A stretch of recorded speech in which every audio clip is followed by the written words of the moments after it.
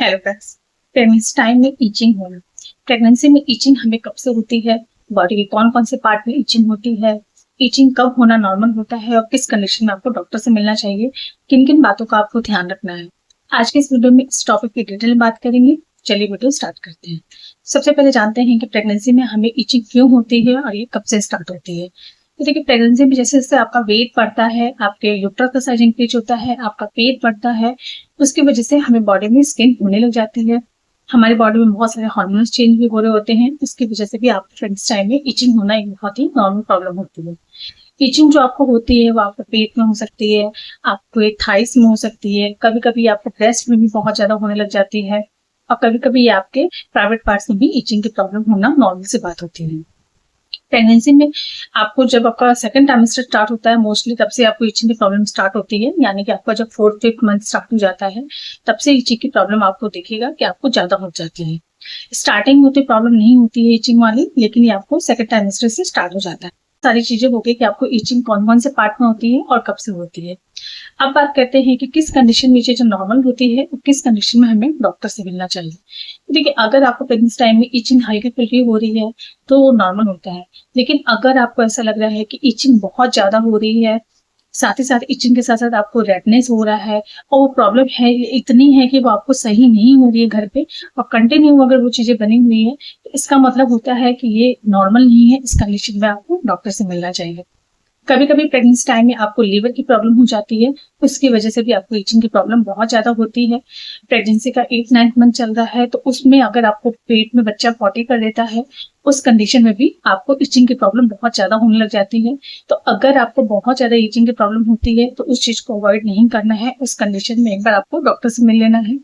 Otherwise अगर आपको itching normal तरीके से हो रही है, थोड़ी बहुत हो रही है, तो वो नॉर्मल होता है। बहुत बारी आपके अगर प्राइवेट पार्ट में ईचिंग बहुत ज्यादा हो रही है, साथ ही साथ उसमें रेडनेस है, जलन हो रही है, तो वो भी आपको यूटीआई का इन्फेक्शन हो सकता है। तो उस चीज को भी आपको अवॉइड नहीं करना है। उस कंडीशन में भी आपको डॉक्टर से मिल लेना है। और आपको एक चीज का और ध्यान रखना है कि प्रेगनेंसी ड्यूरेशन में आपको हाइजीन अच्छे से मेंटेन करना है। बहुत बार ऐसा होता है कि अगर आप हाइजीन अच्छे से मेंटेन नहीं करते हैं, तो उसकी वजह से भी आपको ईचिंग की प्रॉब्लम ज्यादा हो सकती है। अब बात करते हैं कि आपको किन किन बातों का ध्यान रखना चाहिए। क्योंकि प्रेगनेंसी टाइम में आपकी स्किन जो होती है बहुत ज्यादा ड्राई होती है, इसीलिए आपको एक चीज का स्टार्टिंग से ध्यान रखना चाहिए कि अपनी बॉडी को अच्छे से मॉइस्चराइज करके रखें। अगर आप बॉडी को अच्छे से मॉइस्चराइज करके रखते हैं तो आपको ईचिंग की प्रॉब्लम ज्यादा नहीं होती है। बॉडी को मॉइस्चराइज करने के लिए आप कोकोनट ऑयल का इस्तेमाल कर सकते हैं, या फिर किसी भी बायो ऑयल का इस्तेमाल कर सकते हैं। मार्केट में आजकल बहुत सारे बायो ऑयल प्रेगनेंसी रिलेटेड मिलते हैं, तो आप उसको इस्तेमाल करते हैं तो उससे भी आपको ईचिंग की प्रॉब्लम बहुत ज्यादा नहीं होती है। प्रेगनेंसी में आपका यूट्रस का साइज इंक्रीज होता है, आपका जब पेट बढ़ जाता है तो आपके ईचिंग के साथ साथ आपके पेट पे स्ट्रेच मार्क्स भी पड़ने लग जाते हैं।